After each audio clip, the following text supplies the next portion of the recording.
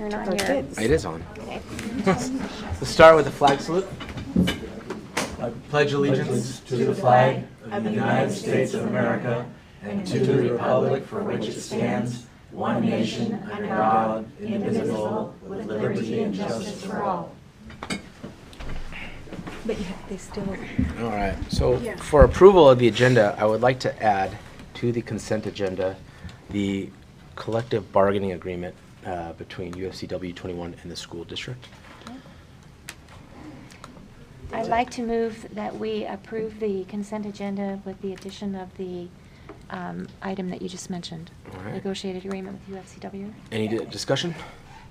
All those approve? Signify by saying aye. Aye. Those opposed? Passes. All right, public comment on agenda items. Do we have anyone? Nobody signed our little piece of paper here, but is there anyone who would like to speak for any reason? Going once, going twice? Not on the agenda item. You never want to speak on an agenda item. All right. So, board member comments. We'll start to our right. Yeah. Oh, you have to start with me. No, I can't think of anything right now. Okay. But yeah, later. Okay, well, I went to the first football game against Shelton, and of course we won. And it was a great event and lots of opportunities to talk with community people during that event up in the stands. Lots of questions about the scoreboard and the stands that are not there across the field. But it was just an opportunity to give out information that they didn't currently have, and that was great. And I also met with a little group of women at the Tahuya community, and they had some questions just about school in general and how's it going. And I told them about this new program that we have at the high school where you can meet and walk through the high school the first Thursday of each month. So I'd like to get some of these maybe and pass them out down there. Mm-hmm. And then I was at an event at the Hub where there were probably 50 or 60 community members, and lots of opportunities there too to let everyone know what we're doing up here. So it was a good communicating couple of weeks for me. I got to attend the 6th grade camp at Miracle Ranch because my son was an incoming 6th grader. I was extremely tired after I was done with that. We did not have high school counselors this year. We had some set up, but they didn't. Only one showed up, and I think the guess was it was because of cost to be fingerprinted. So I'd like to see us We'll work on that. pay for that in the future. And I'd also like to thank numerous people, all the people who fundraised for that, because it wouldn't have been possible to pull that off without some extra help. So it was a good time, and it was a great facility. All I did was attend the first day of Sand Hill, and I saw the son of our starring CEO for money and this kind of thing. Very charming guy, and I got a picture. And I did but I turned them all over the school so I wouldn't break any law. But I've done surprisingly little. That was my report. After Art, come back to me. Okay. Sure. Okay. I don't have a whole lot to report. I didn't get to go any meetings or stuff, but I do have a couple of comments I had, which is unusual. 3 community members have talked to me since the last time. That's very unusual. Most times it's 0.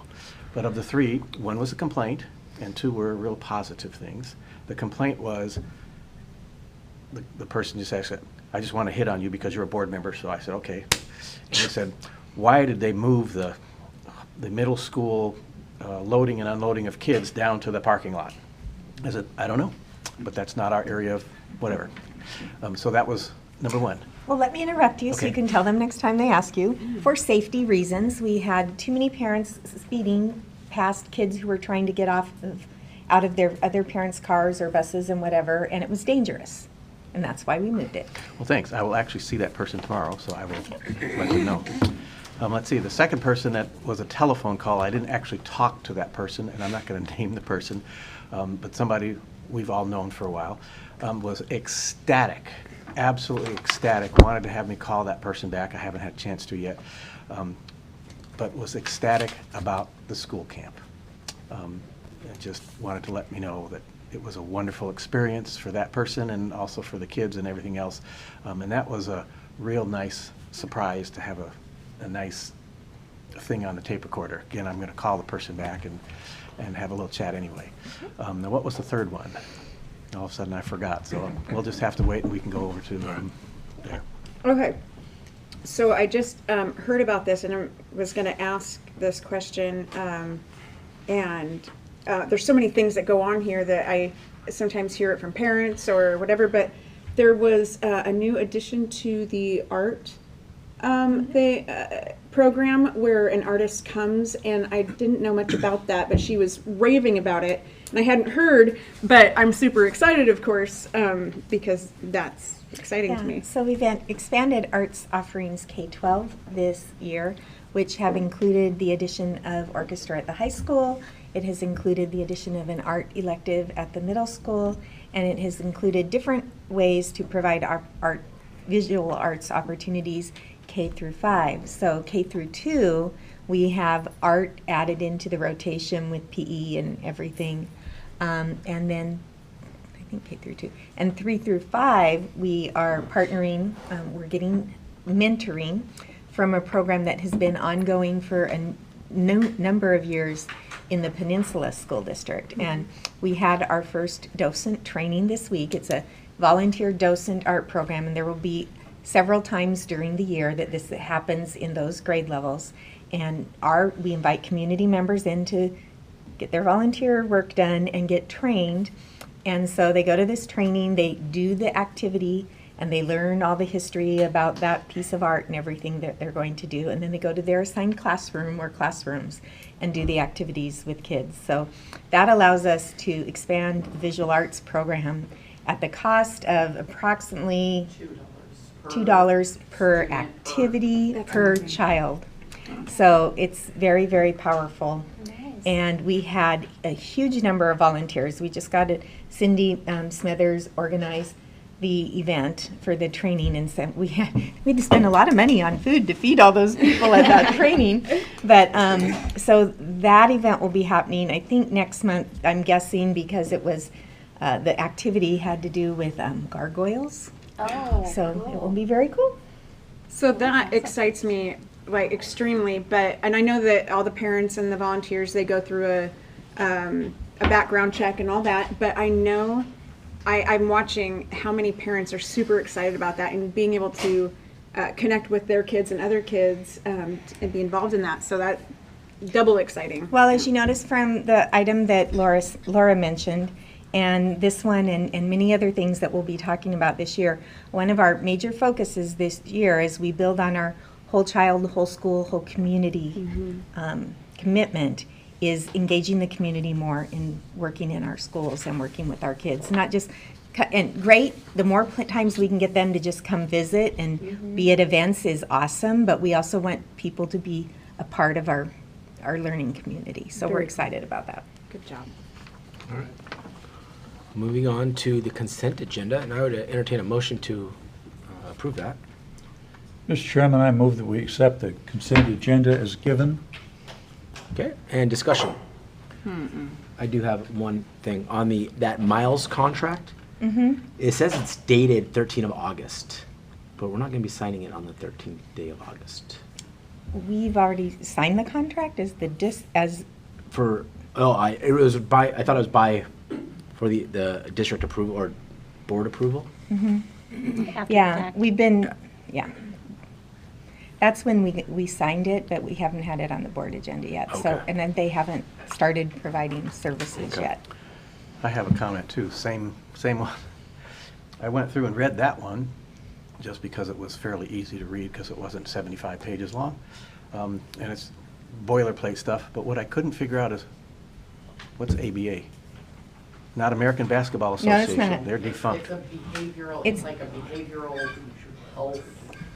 It's behavioral health assistance, so it's it's a specific position that is trained to work with students and the other staff who work with students to put together a plan to help get that student's behavior to where we need it to be in the classroom.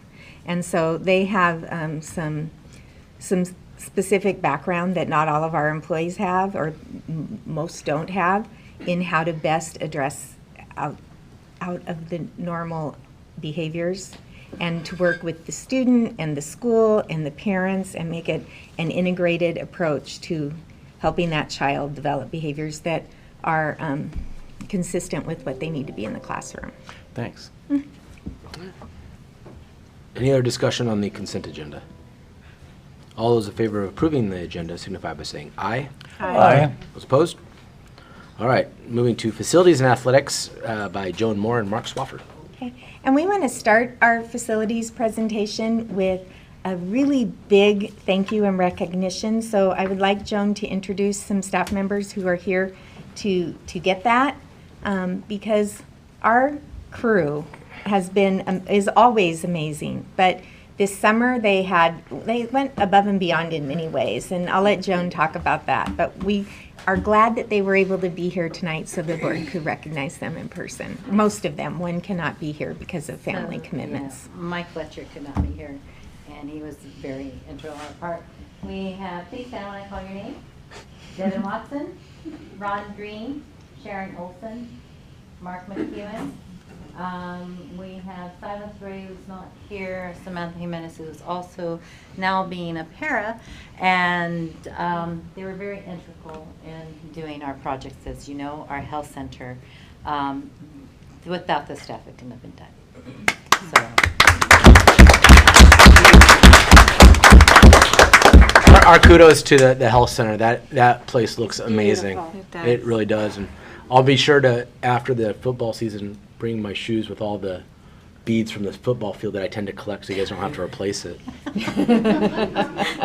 Thank you. That's recycle it. Yeah. Every night I'm just like, oh my God. And then we also did the new Family Resource and Para Learning Center, which is down by the old district office, which is the Boys and Girls Club, and that is going to be a training center for para educations.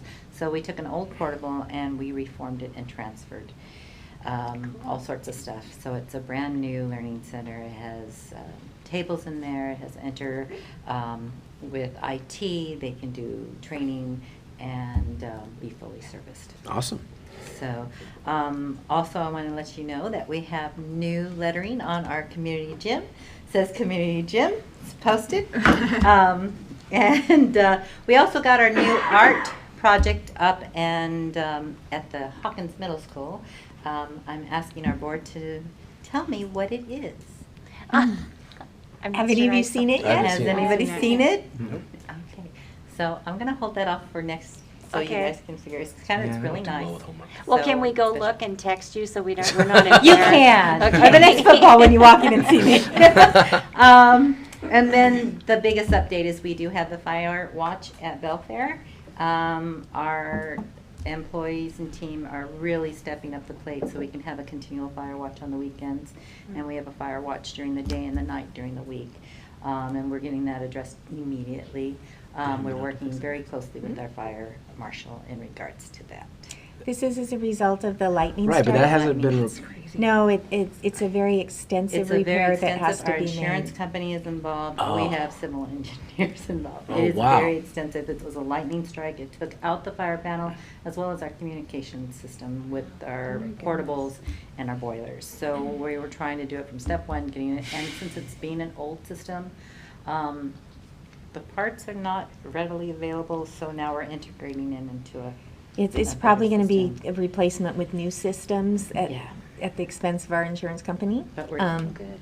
which, yeah, our insurance is covered by insurance. These blessings that happen Yeah, around but there, the you blessing know? is they're covering Yeah. everything, payroll, everything. So But that's yeah, but wonderful. it's because of that and because it's so extensive, you know, they had to send out an electrical engineer and everybody to kind of figure out all of what really needs to be Oh, wow. replaced.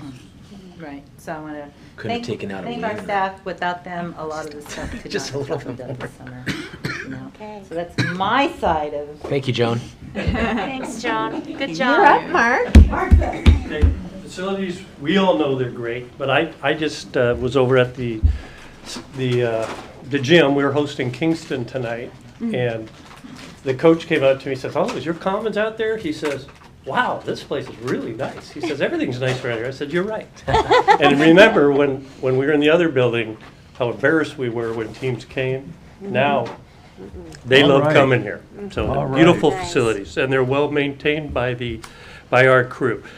In deciding what to do today, I would like to share, and I wasn't prepared to get this stuff in your packet, so I'm going to walk around. Can I? That's I have fine. permission That's to fine. approach? You may approach. No, I'm kidding. Oh, we're gonna have one of those. These are participation numbers for the high school and the middle school, and if anybody else interested. So in the yellow, you see the total number of high school kids. So you could see 12th grade, 11th grade, 8th, 10th grade. So that's all the way how many of each grade level we have. And then if you follow those down, looking at boys on the high school, it's the left column over there. You can see how many seniors are in cross country and seniors are in tennis and football and cheer and all that. The most important things are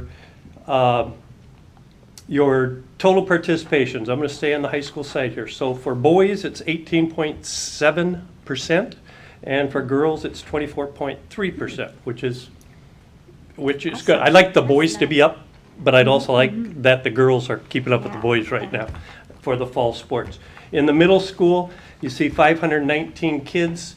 You have boys participation at 16.6%, girls participation at 21.2%, and so for an overall 18.7%. So again, I think some of the things we're doing for Title IX are working. The kids are getting out, they're enjoying their sports. Some of the numbers I'm really encouraged with is girls cross country. It was one of the sports we were focused on. We had 3 girls at one time. We couldn't even put a varsity team out there. Now we're up to 14 girls, and part of that's because of what we're doing in the summer. Part of it's because we hired a girl team head coach instead of the boys coach, and then you had an assistant. We have a head coach now for girls, and hopefully they're out recruiting and doing those kind of things. So that's the participation numbers. Any questions, comments on that? Yeah, I'd like to thank the Mr. Denon, the track coach for the middle school. Dittmer, I'm Yes. sorry. He came out 2 days during camp to Yes. run kids who are Sixth going to grade be camp. do track field to make sure they got their practices in.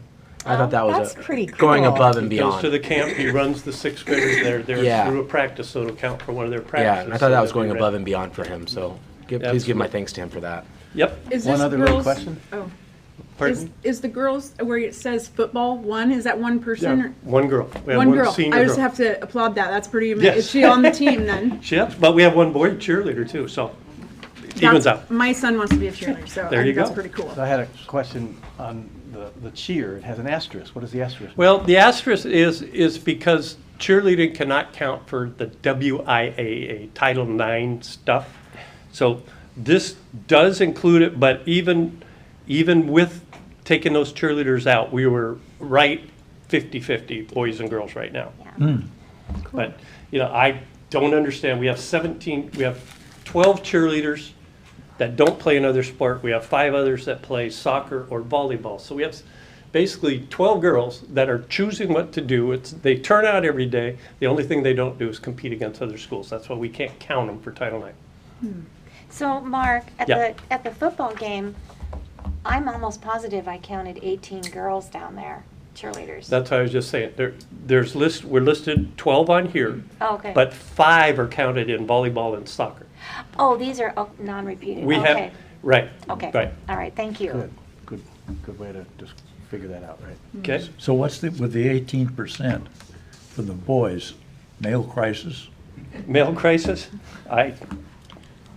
No comment. Hard to Oh. say. Good. No Is that comment. a larger trend?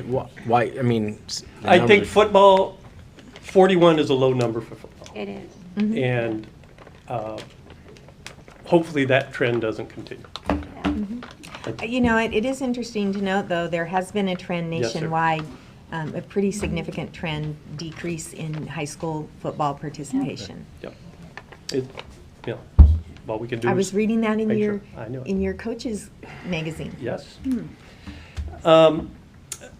another thing I'd like to mention, we do have the Wall of Honor coming up, and I wanted to give you this handout. It has the next 3 years of inductees. This year, I'm very excited about the inductees. Zach Joaquin was a wrestler. Kim Washer was a state championship swimmer. The 1975 baseball team, and almost every one of them's coming. Oh, And that's Harlan awesome. Olson was the coach. They took second at state. And then, since it's the baseball theme, Bill Geyer, we're going to recognize him and induct him, even though we don't have any hard and fast rules, but we think at this time it's the right thing to do for Bill. And then Jay Holtberg is coming back. Oh, good. 25-year baseball coach. And then Bob Patterson. Those are our inductees this year. All right. Great. But this shows for the next few years, and I made you a copy with it highlighted, the colors, all the gray, and Laura Bode is on the gray part. Oh, thank you so much. Yes. she is. And gray the part. grays have already been inducted, and then the colors are for the next 3 years we've Oh, that's cool. selected. So green is next year? Green is 21. What athletics Okay. did you do? See the numbers out there? Oh, there you go. Yeah, 19's orange, 20 is blues. Soccer coach. Okay, got it. She was like- Cool. October 26th.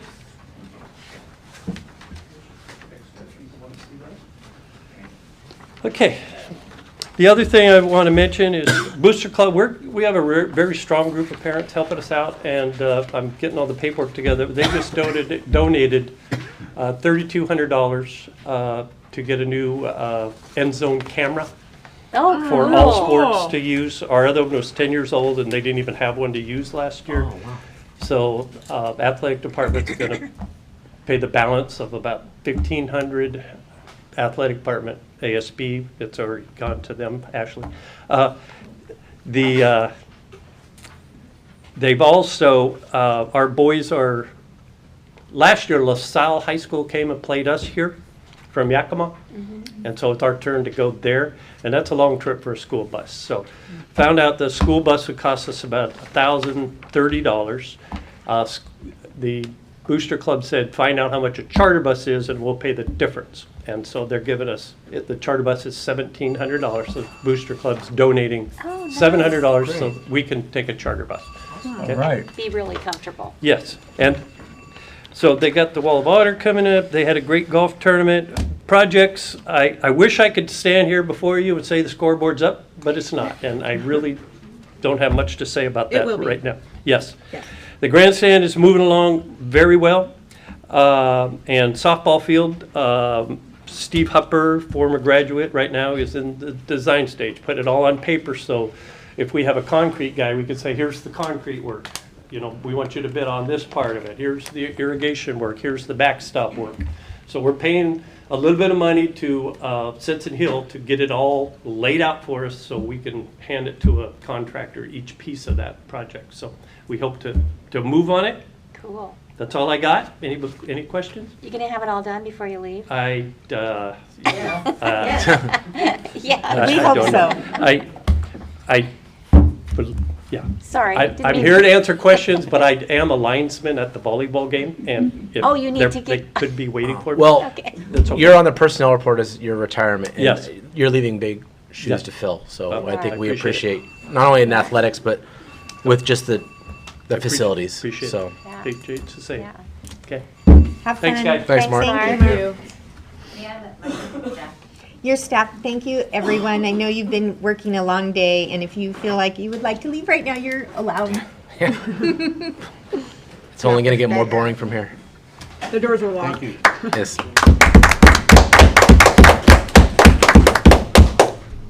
Okay. So board development linkage, superintendent's report. Okay. So next up, there are a couple things, and let's see, I'm looking at what I've got here. We'll go ahead and follow the order, and start with the budget. Status report. Yeah. Have Ashley go through all of her stuff there. Okay, so we're doing our budget update for the month of August, which happens to be the last month of our fiscal year. I'll be giving 3 reports on August because August numbers end up changing in the month of September and again in the month of October as we do accruals and such back to the last fiscal year, and we're preparing our end of year financial statements. So these are rough numbers for August as of right now until more work is done towards completing the financial statements. First off, capital projects.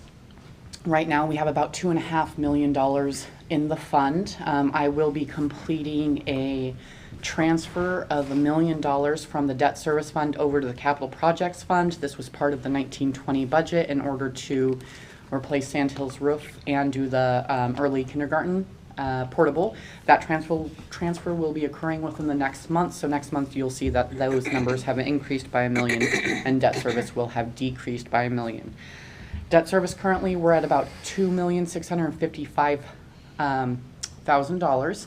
Now with debt service, one of the things that we did do through the budget process this year after some discussion is as a district we made a decision to roll back our debt service levy that's going out to the community. We're rolling this back through the calendar year 2020 levy. The bond. Yeah, this is for debt service. So this is the bond collection, the amount that we collect from the community to pay back the bond. So we're rolling back about $800,000 in the collection to the community. This equates to approximately, and this is rough numbers because we still don't have property values for that time period, but it equates to about a rollback of 36 cents per thousand of assessed value, okay, and that's for that bond side. 800,000 is about a little over a third of what we actually collect for the debt service side of our collection. So those numbers will have more of a concrete number as far as per thousand when I certify our levy come November 1st. So I just wanted to give that caveat for the debt service fund. And I want to thank you for doing that for our community, Ashley, and also point out that our community will see those in their 2020. Okay. So that would be in their property taxes in April and The following October. The following October. Mm-hmm. So this October collection is still the calendar year 2019 levy collection. So and that rollback is because of higher collections than anticipated due to property. The rollback actually is for various reasons. One being that the district has always been very fiscally sound with how they're spending their debt service money and the repayment of the debt service fund. So we had a healthy fund balance. We had enough in our fund balance to pay an entire year's worth of our debt payments. Well, when you have that type of a fund balance, one of the things that we were able to look at is what can we do with that money to give a break to the community, and also when we are taking into account that transfer that we're doing, be able to update and maintain our facilities. And so we went a two-prong approach. We did a rollback for the community, and then we did that transfer over to general fund to be able to do those 2 projects. So basically what that means is that in this coming year, this budget year, we're going to be using our fund balance to pay our debt service payments this year, and offsetting it with a lower collection to the community. So we'll still collect some of that money from the community, but we're not Right. going to collect the full payment amount. All right, I hope they know this. And that, That's- you know, yep. those are some of the only uses we can make of that debt service Correct. fund balance. So we can't move it into our other portions of our budget to do other things. And the only reason why we could do the transfer from debt service over to general fund is because the amount that I am transferring is state forest dollars. And the only other thing you can do with state forest dollars that are deposited into debt service is to transfer to capital projects for capital projects. So that's why we're rolling back on that collection. So that will be helpful to community members during the 2020 year, because they will, 36 cents on 1,000 is a fairly decent rollback all at once. So they'll be seeing that come January, especially when they get their property tax statements where it shows them, it individualizes the items that are going to the school. That's where they're going to see that decrease. And we're confident that that fund balance will be enough to. Yes. Yep. Okay. I did So we're the not going to regret calculation. this in 2 years or something like, oh, we ran No. short. One of the interesting things with the debt service fund, so when you go to your community for your, what is now our enrichment levy, your community has to approve the amount per thousand. Right. Now with the debt service, when we go out for that bond, they're approving the payment of those future bond payments, regardless, because your tiered scale, your debt repayment scale, it increases the longer your debt is held, obviously. So those payments increase per year. So the community isn't approving a certain amount per thousand. They're approving the ability for the district to Pay those tax off. the community on the full payment amount. Okay. And so that's what we're doing. So yes, we'll eat into the fund balance now, but we always have the ability to realign our collection and refill that fund balance in future years. So, but I calculated the amount, and then it also has to go through the ESD as well, and that is one of the checks that they do to make sure that we're not going to end up with no money to pay our debt. So yeah, no, we're good. And basically, where I have us sort of ending the year with a debt service fund is with a balance of about 800 to 900,000, which is completely sufficient because that would be after we have made our payments. Okay. ASB, right now it looks like they'll be ending the year around 371,000. For the last few years, they've tended to stay really consistent. They're basically bringing in their revenues and spending their revenues, and we're not seeing a whole lot of movement in ASB. That's actually something that we're going to work on in this coming year, as far as these monies are available to the schools to be spending and doing trips. On activities for kids and things, Exactly. and they need So to- finding different ways to actually be able to spend these funds.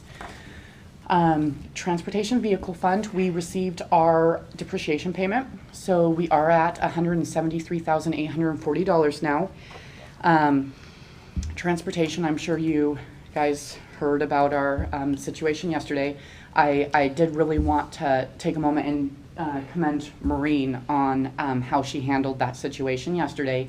It's always obviously really shocking when you arrive at an accident scene and you see one of your employees and in that type of state. She remained super calm, was able to calm our employee down, get them to the medics for help. And we went and visited our employee at the hospital and made sure she was fine and being released to her husband and everything. So we don't know what's going to happen with that bus.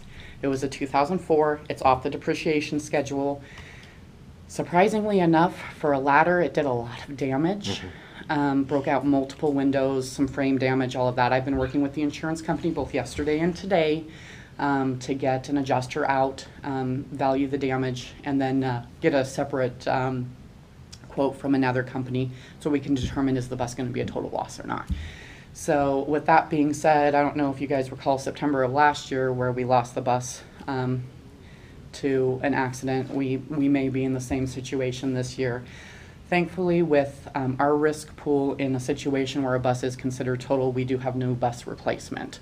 So we don't necessarily have to worry about that. The biggest issue is the amount of time it takes to order the bus and actually get it delivered. Do bus companies do like demo buses where they have like ready-made buses in these sort of situations? Maureen, you can answer that.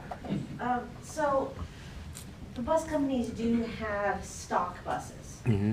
The issue you run into with stock buses is sometimes they have an excessive amount of options that you would never put on our buses. Okay. Or they have too little of options, and then getting them retrofitted so that way our buses are equal, Okay. it becomes an issue. So we'll be taking a look at that. If we do find out that we get a replacement bus, I'll be talking to the different manufacturers that we work with for our buses and seeing what they have in stock and what it will take to be able to get us a bus quickly versus being able to order one. Sometimes they also have buses that they're on the line and they're meant to be stock buses that they can add to Okay. for our options. because one of the things that we're moving forward with is updated camera systems in all of the new buses we're ordering. Very good. All So right. Yeah. That's a big step, because what's going into the big buses, like this one, is an 8-camera system. Oh, wow. Wow. And one of those cameras will be a dash cam. Which would have been very Great. helpful in Yeah, this I bet. situation. No kidding. Well, I was stuck in that traffic jam, and I saw you walking around, saw you point at some stuff. I'm like, oh, she's being a boss right now. Good job. So, That kind of sucks that our blessings are coming in with like these little things, but glad that we have those things in place to Yeah. take it over. One of the things I see like on social media, nobody ever asks if the bus driver's okay. No. And I like just want to say that's like my first thought. I mean, after, was there kids on the bus? There wasn't Yeah. kids. And then people ask about the bus. And I'm like, what about the bus driver? Yeah. They're people too. So did she get to go home? She did. We got unbelievably lucky in this situation. She may have follow-up surgery. It wasn't as minor as the State Patrol Yeah. report made it sound. Did it like hit her? She has,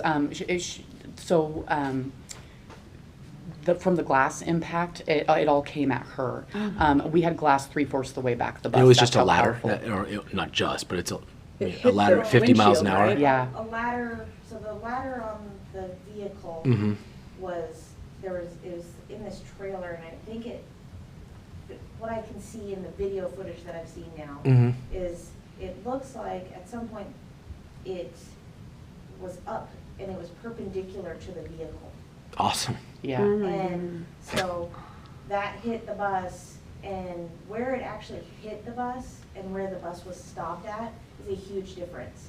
Oh, wow. And I want to commend our driver, because she was able to keep that bus straight, Mm-hmm. had the wherewithal with everything that had come at her, to put on her hazards, warn the traffic around her, Wow. get stopped, pull over, Mhm. and secure the bus. And this is with limited visibility Yeah. because she had glass in So her she eyes. did- Yeah, She wow. did an amazing job. Yeah. Please pass along our thanks and Yes. our wishes from us to Yeah. her. Yes, please. Yeah, no, she did an awesome job. She was able to get it right next to the ditch without putting the bus in the ditch. As crazy as it sounds, her biggest concerns were regarding the district and the financial impact this has. And one of her first questions was, "Do you guys just want to transport me to the hospital so you guys don't have an Oh, my ambulance goodness. bill?" So that could have been the shock, but that's the kind of employees we have that really Yeah. are that even in that type of situation are thinking about the district. So That's it why I was said that. I wanted her to know that we're thinking of her. Yeah. That when I see that people not focusing on that, they're not the only ones out there. Yeah. We're all thinking of her. So, Yeah. So and with that being said, that accident, that bus being out of commission, that driver obviously not being able to drive has had a huge impact on the transportation department as a whole. Everybody knows everybody has bus driver shortages. Like there's just not enough bus drivers right now, and we're currently operating the department with no subs. I mean, we have assistant director helping drive. We had to split a route. I mean, it's been tough. Maureen I just can't commend her enough. I mean, she's messaging me at 10 p.m. at night, up at 5 a.m., messaging me updates. She's been doing an unbelievable job. Wow. After that accident, that bus driver was on her way to go pick up students to drop them off at Sand Hill. And those kids got picked up and dropped off, and from what the parents were stating, the bus was like 2 minutes late to get those kids, and that's after an accident like Wow. that. And that's Wow. because of the quick actions of Maureen. Awesome. Well So, done. All right. Well done. okay, so that's all of our other funds. So one of the things that it's always very exciting to report on during this year, Denise, could you go back to the other one and just go to the second page? Yeah, for enrollment. Okay, so one of the things that's really exciting during this time of year is to go over where is our enrollment, okay? So I did it a little bit differently this year. I wanted to keep 2018-19 up there and then also show you 2019-20 so you could see sort of where we are. What is the difference between last year and this year, okay? So last year at this time, we had a budgeted enrollment of 2,160. and we actually started the year with 2,168. Now, if you recall, in the budget, we were budgeted for this year at 2,260 students. But that also includes capacity for our Running Start students, and our Running Start students do not get counted in the month of September. They don't get counted until October. So when we're looking at numbers right now, when you take those Running Start students off the top, you would expect our enrollment to be somewhere around 2,200, okay?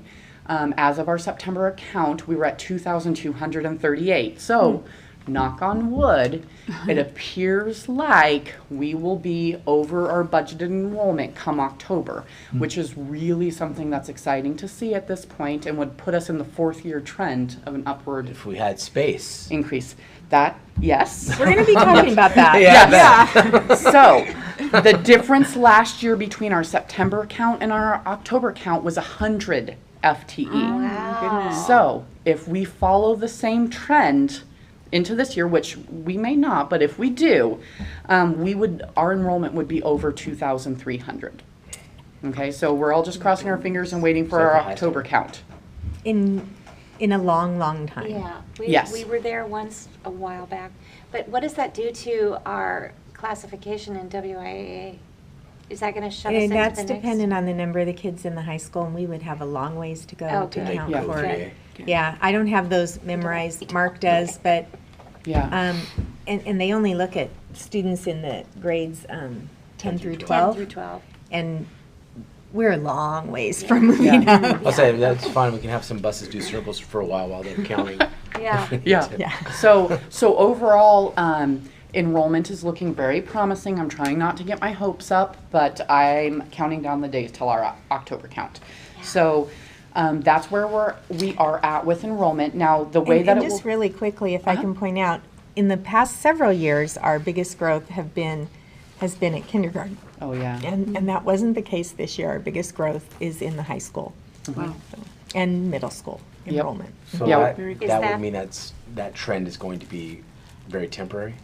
I would guess so. I mean, I don't think that is that a lower kindergarten enrollment is a trend we Typical. can expect to continue. I think you have bumps every so often. Okay. yeah, And there are a number of things right now that we're looking at, because we want to find out why, just to make sure we can predict kinder for next year. But one of the things we know is there has been severe impact in a number of ways on our families from Guatemala as a result of political things that are going on in our country and actions being taken by government agencies that are putting our families at risk. And we have seen that reflected in people being scared to come to school, and with some of our older kids having to choose to attend the alternative high school rather than the other high school because they have to work more to support their families because their fathers have been removed. And so there's just a lot of impacts, and those are among them that on our families right now. And we did see a decrease in kindergarten enrollment among that subgroup of our student body. You know, and then you just have some years where there weren't as many kids born. Yeah. So, and other things too, but So do you believe that, do you know whether or not that increase at the high school is due to interdistrict transfers? there's some, partially. Yeah, and it's at the high school, at the upper campus level altogether, it's been a mix. As far as why we're seeing the increases. When we trend out enrollment, we normally roll up and then you add an inflationary factor. So when we started to see the increase at both the middle school and the high school, it's not something that we would normally expect to see. So that's one of the first things you start looking at is where are they coming from? and we have about 35 ninth graders that didn't go to 8th grade here. Yes, So- and that's a large increase. Or Our ninth here grade, or Grade View. yeah, our ninth grade class is one of the largest classes that Chad has seen Wow. in his time here by Wow. far. It's up over 200. 230 some. Uh-huh. Wow. So that's a significant ninth grade class. Now, we haven't been able to verify this yet. I'm thinking that some of it may be students from potentially South Kitsap coming into our district because of Yeah, there Building have been class some. size, They're yeah. crowded But in but the we high have school. we have the ability to track that with the. We're tracking that. Yeah. There Yeah, has it been just an takes time. increase in students from South Kitsap there and through the open enrollment process. There has been an increase in kids with previous addresses in South Kitsap as well that haven't done the open enrollment process. There, we have, and we have kids from Hood Canal and Pioneer that can choose to come here because when you're in a non-high district, you can choose any high school district. And we have transfers. There's a little bit of an uptick in military family kids that are coming in at the high school level and things like that. Yep. So it really was just a definite mix this year as far as where we're seeing the increases and why. But we're excited to see them. So now what this will mean though for funding purposes. So let's say we truly do see the increase come October. The funding in September through December remains the same. It's all based upon the budgeted number. And then come January, they reevaluate and then they'll increase what we're receiving based upon that. Increase general apportionment. And then if we have any students that are impacted by special needs or ELL families or anything, we get the extra funding for that as well. So we're going to actively track that and see what that does for our budget outlook coming into 1920 for this year. So, okay, so that's our basic enrollment information. So now on our general fund to show where we're Just at. one Oh, go last ahead. question. Uh-huh. When they send us our apportionment based on our budgeted enrollment, they're still withholding 25%. So the way that works, so they're not necessarily withholding. So what they do is, so we have our 100% that we receive throughout the year from September through August. So what they've done is the state has decided that they're going to back fund us. So they're giving us lower percentages during the month that school's actually open, and they give us our highest percentages of 12.5% in July and August. So they've never given us an equitable split across all 12 months. It's always been you're going to get 6.5% here, now you're going to get 9%, and it's on a schedule. But they've lowered our percentages during the course of the year and increased the summer percentages after the beginning of their new fiscal year. So that is what we will see, lower amounts in the beginning of the year and higher amounts in the summer. It's like at the baseball game where they do the ball and the hats and they do the juggling. Yeah. That's what So- that's what that reminds me of. We're tracking it very closely though, because for a district of our size, where we try to maintain a fund balance, but we also try not to have this exorbitant fund balance. It can create cash flow situations, and so we just watch it super closely, make sure that we're budgeting for those amounts each month, and make sure we're fully taking advantage of all the grants we can claim, so we're getting those revenues in every month to offset the cost of our monthly expenditures, and we'll be fine. It's just it sort of sucks that they've done that, but Yeah, it's, Who does that? Is that like a rulemaking through OSPI or is that direct legislative action? it was legislative action. So they just change it. They changed the schedule, the funding schedule. Yeah. Okay. So, and that was something that was really publicized so that anybody they could wouldn't make any publicize comment that. about that. No. Yeah. Or plan for it. no, it was something that went through, but it wasn't, they just sort of slid it in with something else. It wasn't something that they even talked much about. And what they're thinking is, oh, well, it's fine, you're still getting all of your money throughout the year. Well, But it's not our No. year. We need it. no. And not for Yeah. districts our size that we're not sitting on a 15 or 18% fund balance. We do need our money to pay our Well, expenses and on a that's it. monthly What- basis. Are you going to cover interest if we had to have to take a loan out for something? Exactly. Because you didn't pay when you were supposed to. Exactly. I mean, it is money that is owed to us based upon our students that we have in our district at that time. So an increase in enrollment is always nice, but then you have an increase in expenditures, and so then you're not going to have that money during the time frame in which you need it. Right. You'll get it at the end of the year. So it will make for a nice ending fund balance for the end of the year, but that doesn't help us during the course of the year. No. So Which is why the concern when we were talking in our study session about end fund balances and not trying to tie. Yeah, Exactly. yeah, it creates a tad bit of stress. We'll get through it though. So, It's not like you don't have any of that on your own. nah, it's fine. We'll just add it to it. Okay, so speaking of fund balances, so my office has worked extremely hard on expenses over the summer, on our accounting methods and our accruals and all of that, looking specifically at fund balance, okay? So last month, the report that I gave you, we were at 4 3/4. We're up to 6 7/4 right now, but I haven't done any of our revenue accruals back yet. So that amount's gonna go up, okay? So it should go up. I'm hoping to get it super close to 8%. I did just claim $225,000 of federal money that's going to be coming in, which is definitely going to help. So we're definitely making positive strides towards that 8%, and that is our goal. We definitely maximized every federal dollar we could, and every state dollar that we had access to. And those last minute grants that we had gotten at the end of the year did end up helping offset some of our expenses for payroll and such, which is going to help in this situation. So we haven't finished the process yet, so it's a work in progress, but we should be able to get there. Our overall top 10 sources, again, the one thing that I always like to point out is State Forest. So our State Forest collection, this is done and over with. We're not going to get any more for 18-19, but we're at 145,000. This is why State Forest is so hard to budget for. The year prior, we were at $1 million. Last year, we got 145,000. Maybe this year will be a higher collection year. That would be awesome. We'll take it. But we'll have to see in what it ends up actually being. Our impact aid.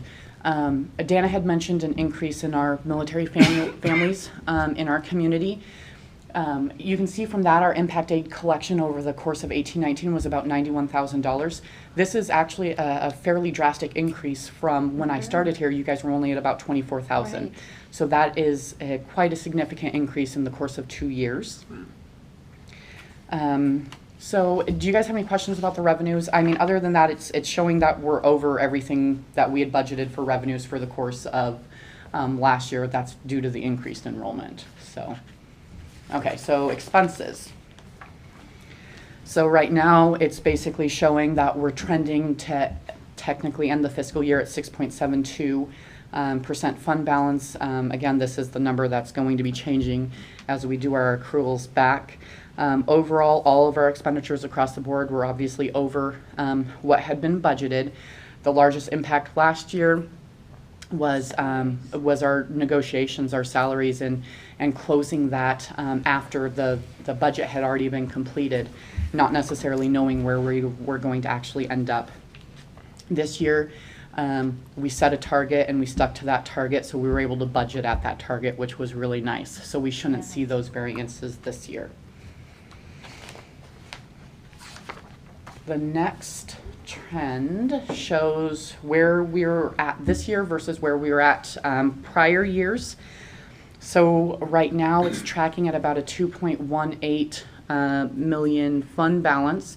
Now, when we actually look at the fund balance and the actual percentage that gets reported in the financial statements, a portion of that fund balance is considered non-spendable inventory, basically. So that's maintenance, food service, bus garage, all of that. So that amount actually gets tacked onto this 2.1. So above, when you're seeing that we ended the year at 2.5 for both of the 2 prior years, that includes the non-spendable inventory. Non-spendable inventory, I've not booked those entries, so That's those nice. amounts are not included there yet. Okay. So those are normally one of the last things that you do towards the end of the financial statement process. So right now, everything's just sort of a work in progress, and that's why we end up reporting on August multiple times. So our general fund financial summary, the biggest piece of this that tells basically the biggest picture is the first red number, that 442,000.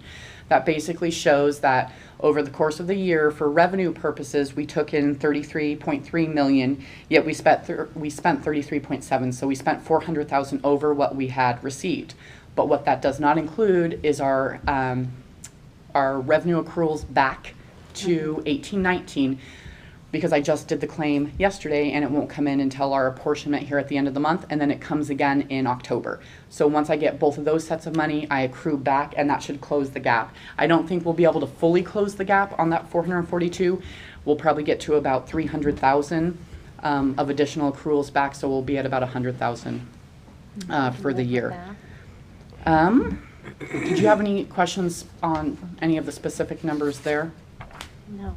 Okay, and then the last one that we have, this is a different one that I normally present, because what I wanted to show was our specific programs and where we were sort of at for currently for that year in those programs.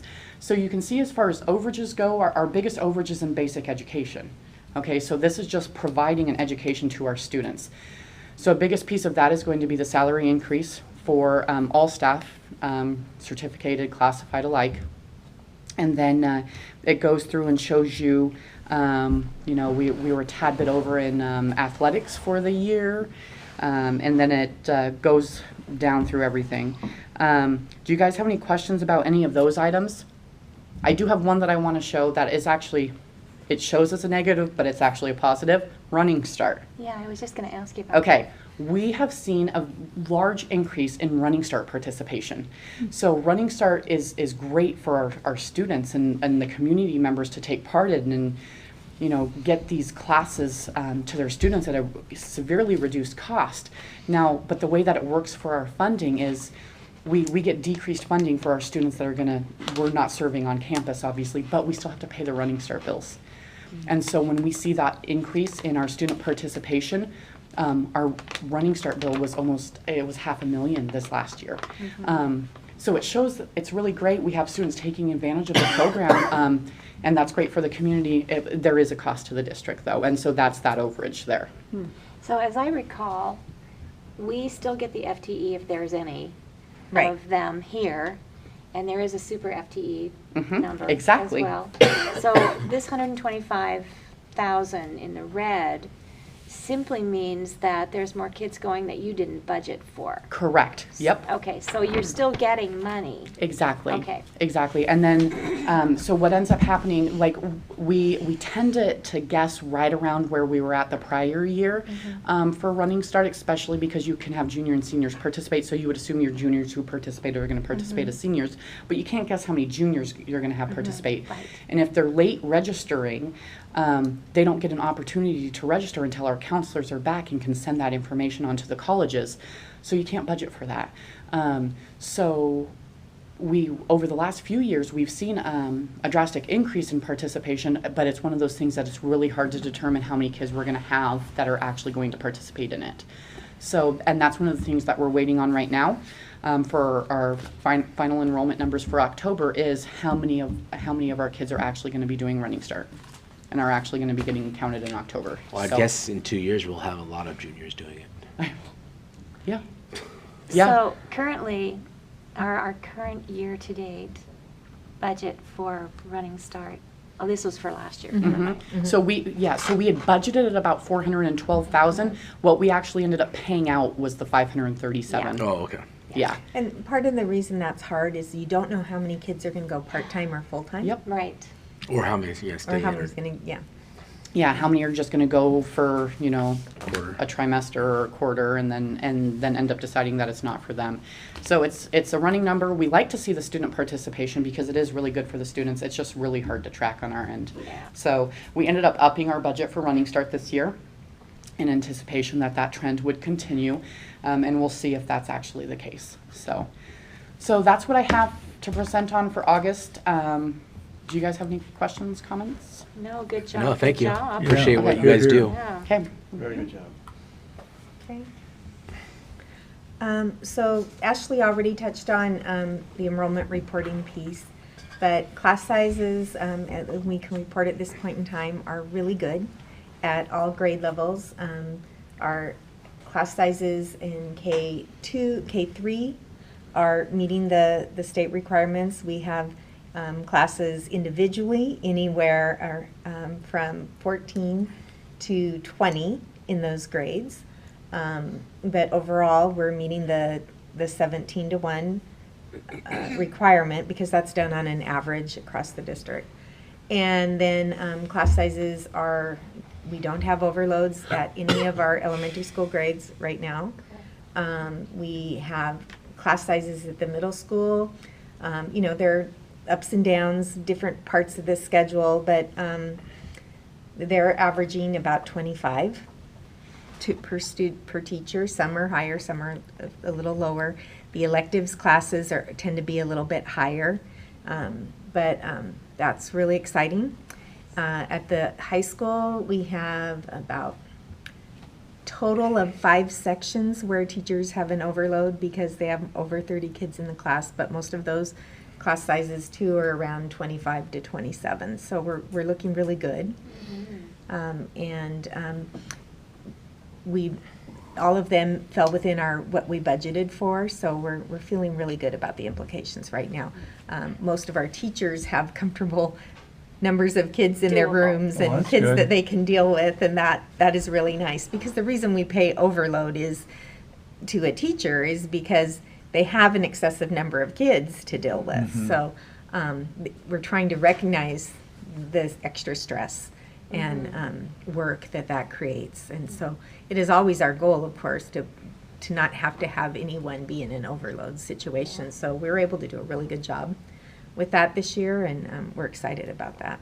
Well, I'm really pleased that one of the goals that we set for you was to be able to introduce visual and performing arts K-12, and it seems like it's creeping in there, and I'm really pleased with that. Isn't so that good exciting? Job. Yeah.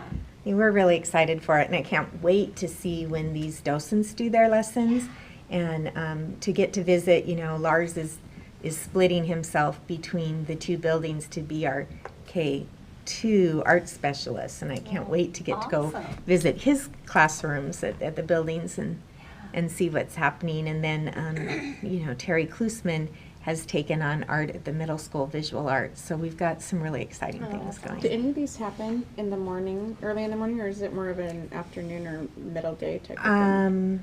You would have to ask the school when it's scheduled for the different grade levels. And Terry is all day long teaching art at the middle school, so. Right. Yeah. Okay. Okay. So that is that piece. Teaching and learning, I just wanted to let you know, this next month on October 8th, of course, we're doing our study session with the principals to talk about the school improvement plans, and I'm really looking forward to that opportunity for them to work with you. But a couple things, you know, we've just started, and for the most part, the year's gotten off to a great start, but I do want to recognize some of the stress that our elementary school teachers have felt because way beyond our control. Their materials didn't get here when the companies told us they would get here for their new literacy materials, and they are awesome materials. The teachers are all excited about them, but they have millions of moving parts and boxes of individual things. And the teachers, you know, the reason we came up with an agreement with the company of when they would be here was so the teachers would have plenty of time to. And there's in some cases still receiving pieces that are back ordered, and it's been very frustrating, and they've done a hero's job in dealing with that and getting their kids introduced to the materials in the program, even as they're trying to figure out where the box of this is and the box of that. And I did want to recognize that, because that hasn't been the way they wanted to start the year, or that any of our principals or anybody else wanted them to be able to start the year with a new curriculum. And they're doing a great job dealing with that adversity.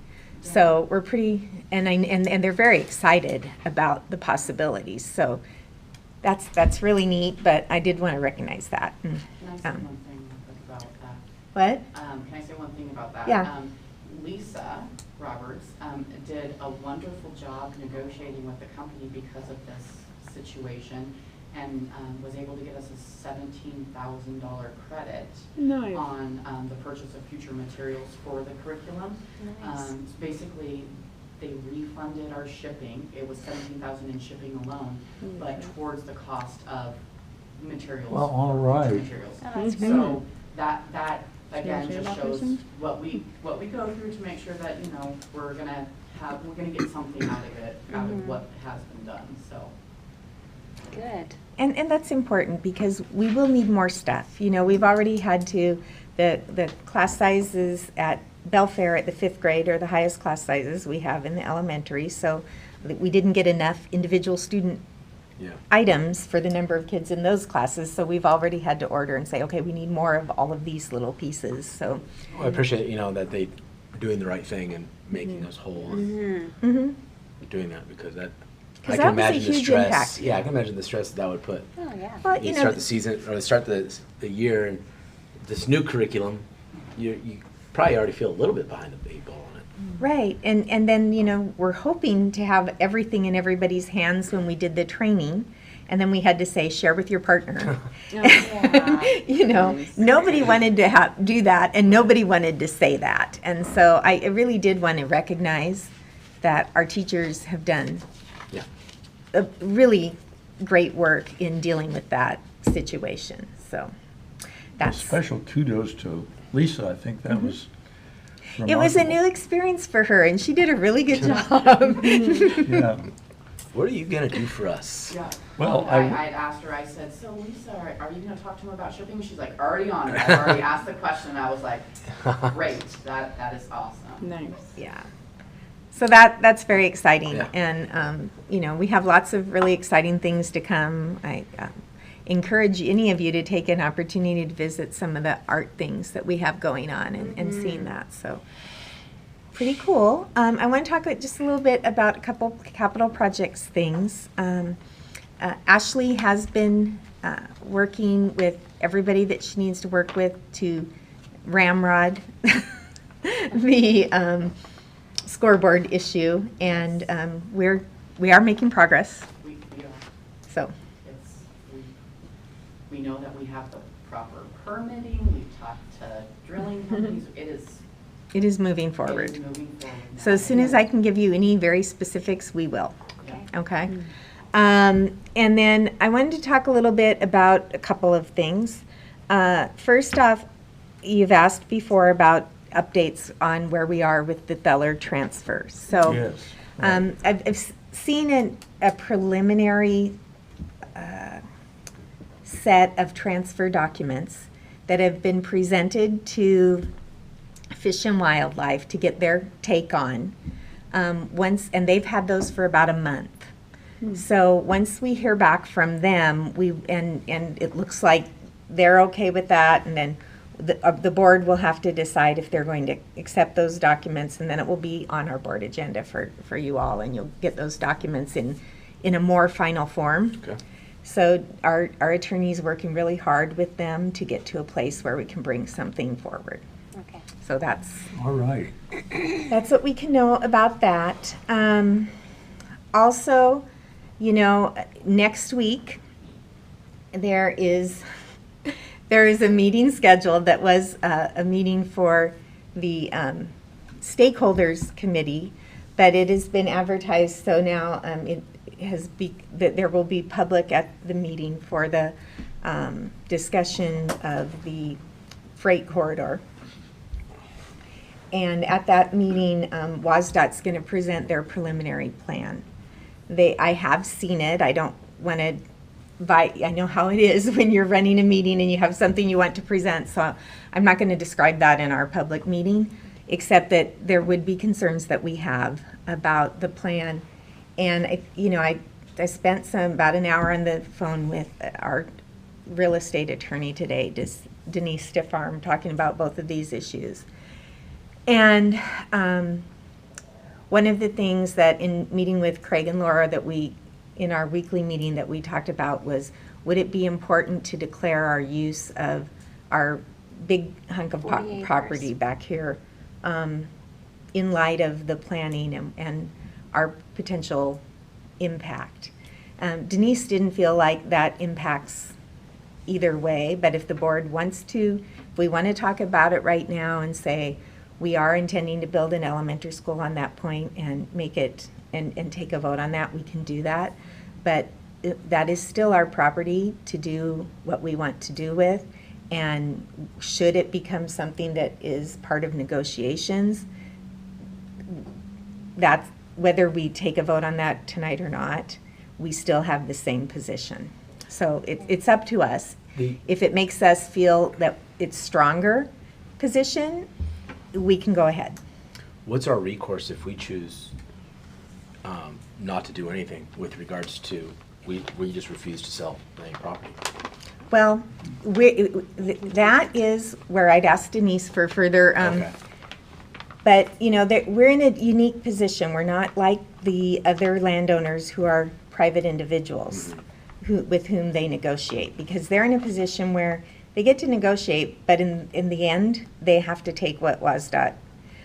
Because we're another governmental agency, that we don't have to. We don't fall under the. We don't eminent fall domain. under eminent domain. Okay. So they have to get our agreement to to take or use our property, and then we have to come to an agreement that is okay with us.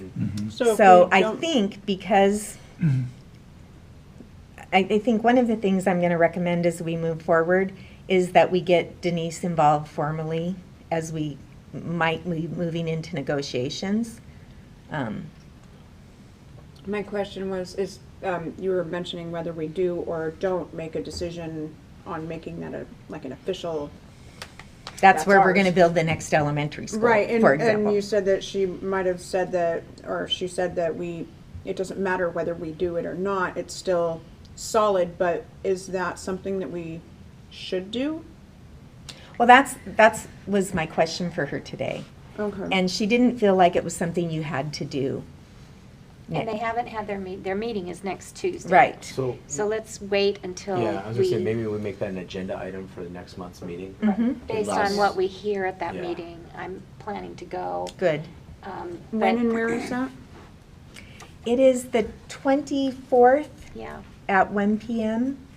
at the library, right? I have the hub. Oh, at the hub. It's at the Yeah. hub. Yeah, they moved it for space. But there are people there that were invited to be part of that forum. There are people that would come to just be observers. My Right. job is to be an observer. Right. Well, if they're inviting the public to watch Right, that. I would ask that Not only necessarily. maybe one or They two didn't show up. invite the public. Oh, The I'm not public going, invited I'm the just, public. if Well, my husband likes to watch these things too, and if he wants to 'Cause go. I don't want a then- quorum. No, I am there representing on the invited people, representing the district. The members of the public invited the public, which is why they had to change the venue, because then there was an expectation that would be, you know, that those of us who are on that committee barely fit in the library meeting room, so, You know, I can't be there anyway, so. yeah. Yeah, I think that's worthy of being its own agenda item next month. And then we can have a further discussion with regards to maybe a future. Well, and I think, you know, yeah, I think that's important.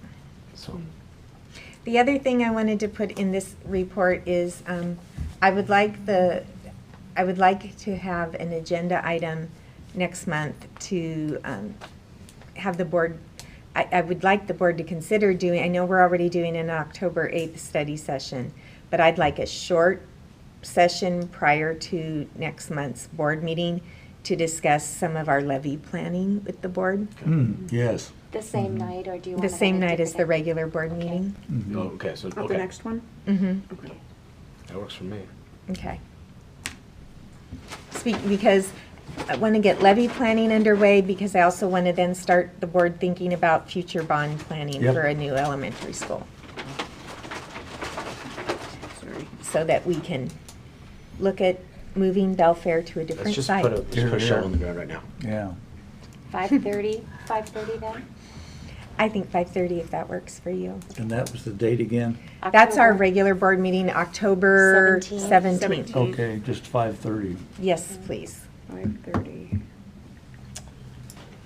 And a reminder that on October 8th at 6:30, we have a special meeting with the principals to do At 7:30? a study session at 6:30 on Oh. October 8th Sorry.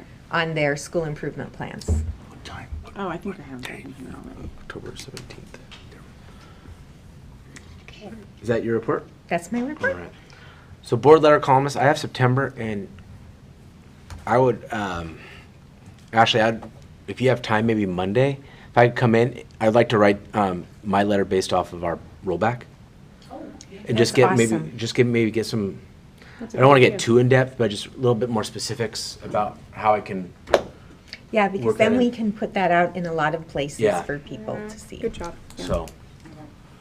All right, number 5, assurance of organizational performance and policy review. So these are our monitoring reports. And our first one is, our first monitoring report tonight is ER6, which is facilities. Do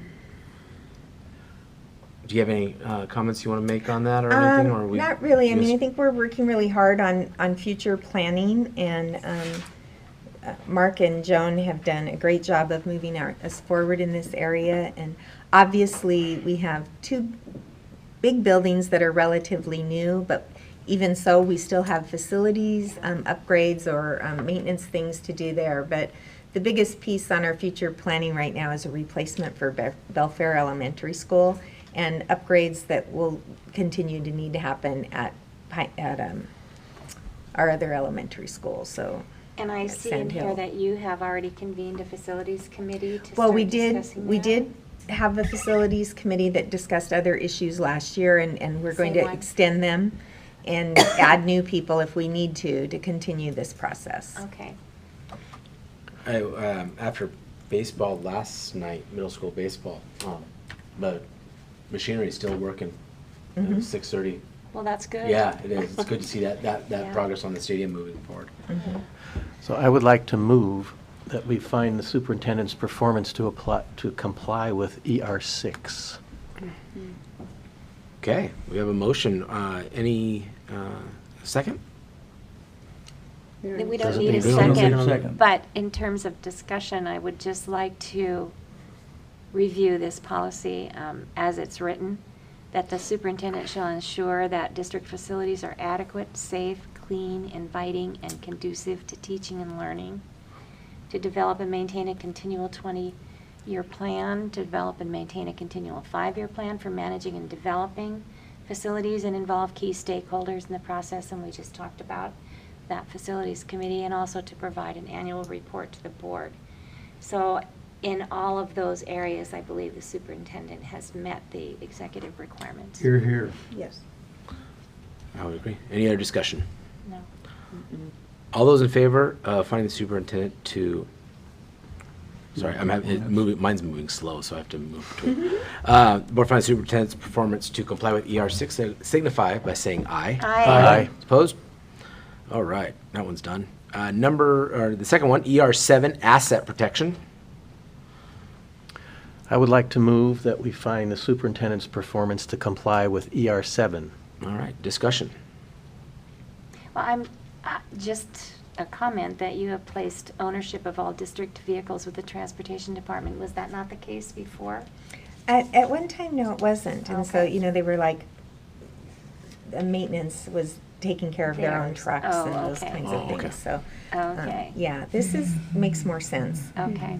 And I, also want to point out, I didn't necessarily put it in here, but each of those departments, particularly transportation and maintenance, have done some really strong revamping this year of how they maintain the inventory of the supplies they need to do their work, and making sure that those are kept in a really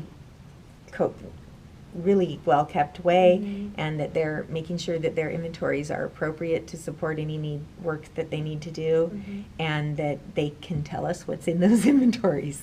So I really want to thank them for being on top of their work. The inventory. Well, and that responds to this implement and monitor an inventory system assuring proper tracking of district Mhm. physical. So you just don't have enough to do, Maureen, you need to do that too. It's been a labor of love. I'm sure. It's a nice way of saying that. Okay. Well, you have a good team. And you still have a smile on your face. Thank you. Any further discussion on the motion for ER7?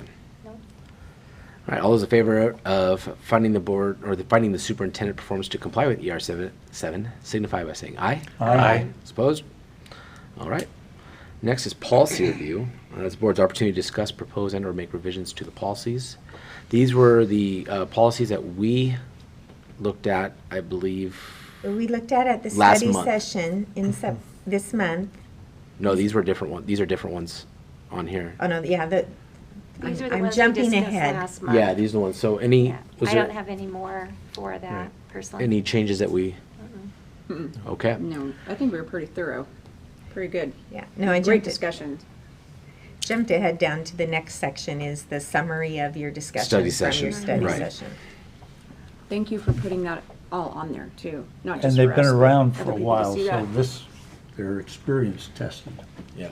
I like the one specific discussion that we had with regards to our self-assessment. And like I said in the study session, I believe that I was kind of under the initial impression that we could really shorten that up and kind of make it more concise. And then as you get in there and actually read it and maybe just reflect on it, realize, well, Maybe well, not. you want to leave that in there, and well, yeah, I want to leave that in there. And Yeah. you find out that me personally, I wanted to leave everything in there. So my initial idea wasn't such a great idea, even in my own head. So Well, and I liked our conclusion, which was to have it up on the screen as people are coming into the board meeting so that they can review what it is that we are holding each other accountable for Yeah, during I the don't meeting. know So if we that was great. commented on, we were gonna comment at the beginning of the meeting to let people know that that's why that's yeah, up there. and I didn't think to. I got to make it habit for the at least remaining part of the year. Well, and also a thank you to who the group, because I wasn't here when that was crafted and put together, but thank you to the people that fine-tuned that. And the reason that is what it is. So looking at it and not being able to take anything away from it or add anything, it really was, it's nice to have. And Any other- also the linkage response document, we agreed that we would have this available so that we can actually document how we have been linking with the community throughout the month. And I filled mine in. I did too, but I And don't Craig have a signed sign on it. it. Craig will sign it, and it'll become part of the board. And then you do have extras there, so you could have them to fill in as you do things during this month, and That's really nice. All right. Any more? Just one further comment Yeah. on that whole thing. I was really glad that we had that study session on those issues because I think I was kind of the one that spurred it to happen. And I was actually surprised. I had thought we were going to make some changes, and we did not. Mhm. And I will say that I'm pleasantly surprised, not because I wanted to make changes, the potential's there, but pleasantly surprised because that kind of validates that we did a really strong job of creating this in the first place with the policy governance setup that we spent so much time on some years ago. So it's validation on that, really, is Right. what it is. That we didn't decide to make any changes to it other than we want to work on some things more. And adding it to present Right. it to the public before and after. Right. So we're going to talk about the director district boundaries, the recommended revisions by the School Directors Association, but we didn't really come to a conclusion about Well- how we would proceed. we were gonna get a little bit of input from our legal representation about how this would actually, what we might need to do. And so we haven't got that yet. Okay, and I we'll think- put that on an agenda. And didn't we decide that it would have, kind of be as a result of the redistricting after the census? Right, Yeah. we would, Okay. it would, I was yeah. going to wait till after the census Yeah, to okay. really make a move because it may or may not do anything. Yeah, right.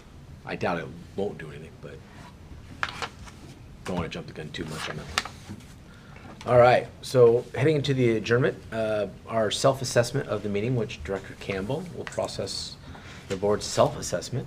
And there Well, it is. Friends, as you know, that we are responsible to our community, and we try to set a model of decorum. And so this document, I think, is particularly important because we want to have the kind of spirit among ourselves that makes clear to our listening public our seriousness about the public business. So our first part here is general meeting behavior. I was particularly looking around during the meeting, and I saw no one misbehaving. So You weren't I looking would very say hard. that we have a satisfactory on that. Governance principles review, well, I think everyone has just seen that we have gone over these various government principles that we've set ourselves and seeing how we're doing. And I think it is to our credit that we have found principles that we've abided by for some years and they're still working. Plus, we didn't fix them. I just think that's so important when something's working that you don't fix it. So, most definitely satisfactory there, yes. And so I think I would give us all together a mark of satisfactory. Fantastic.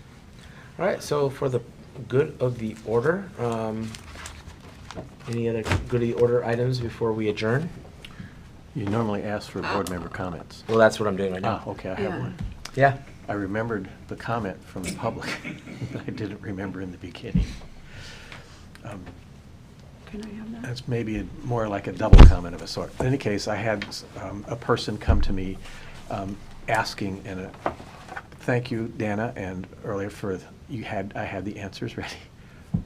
Why are they putting the home stands on the other side of the stadium and the visitors on this side? And I had the answers because we had discussed that and stuff like that. And so there you go. That's the comment, the third public comment that I was involved with this month. There you go. Awesome. I just want to add that I thought there's always something about the first day experience. That's something we never had in any of the schools that I attended to, and it's the one I'm least connected with. Graduation is more down my line. There is something moving about seeing those little kids come in. It would take a heart of stone not to respond in some way, both to those that seem to be having a good time, and I have a special empathy to the little kid who, when he saw me, started out bawling and wouldn't stop. Wow. Yeah, so it's nice to know you have an impact. Wow, my goodness. Wow. For me, I want to reiterate, I didn't really hit on it in my comments, but with regards to sixth grade camp, also the staff who were there at sixth grade camp, especially Luke Grunberg. He is a fantastic kind of a coordinator of that program, and just you could see his passion for middle school, as well as all the teachers and staff and parents who were there. I mean, they were having fun, which was awesome, but you just tell that they're just really excited about this year. So I forgot to say this before, that I had got a phone call from Jean Bray, because she was there, and that she totally loves this guy, and he's the funniest guy ever. So I just want to let everybody know that, just in case I didn't know. And that she said just how proud she was of everybody that was there to teach the kids and help the kids and volunteer, and that this year was just amazing. So that was her. I don't know if I was going to put that on a linkage report, but I figured that might be part of your yours anyway. So I thought that was cool. But when John said something about reminding him of school and everything, I went to Greatview Elementary when I was a child, and it was back in the 80s, right? So it was a long time ago, and well, for me. And the one thing that brought me back was I bought my son brand new shoes. Well, some of the new shoes, they don't make them the way they used to, but I found a pair that they did, and the smell brought back these memories. And it was like I had anxiety and I had like excitement, and all at the same time. It's just the smell of shoes, and I just kept sticking it in my nose, and my son's going, "Mom, are you smelling my shoes?" And I'm like, never mind. You'll never get it until you have children. But I thought that was really cool when you brought that up. Reminded me. So all right, the Yeah. board. I just throw in go ahead. Yeah. I just want to throw in the diversity of our kids is really something you have to experience in these. And I thought that was the hope of the parents, their attendance on the needs of their kids, the diversity of ethnicities represented. I thought all these things were good comments on our district, and I was proud to be a member. You have something? Real fast. Former school board member had me, Reverend Wendell Harder, just died recently. He was on this particular school board I'm sorry to hear that. in the late 60s, early 70s. The second thing was we have Jalen Bale tomorrow at QFC. no. I'm a work release person. I should have bought a lottery ticket. I had Joan and Mark here at the same time. I never can find them. And my last comment, do you know why the legislature does funding like they do? Because they can. Appreciate that comment. I do have a comment. My husband is going to be arrested tomorrow. All right. So if anybody wants to donate money to bail him out Or keep you in. or keep him in, either way. Is it Mr. Roberts is going to be in that as well? Is that? I don't have was a wondering list, but how all the money his- goes to Fred Hutch for research.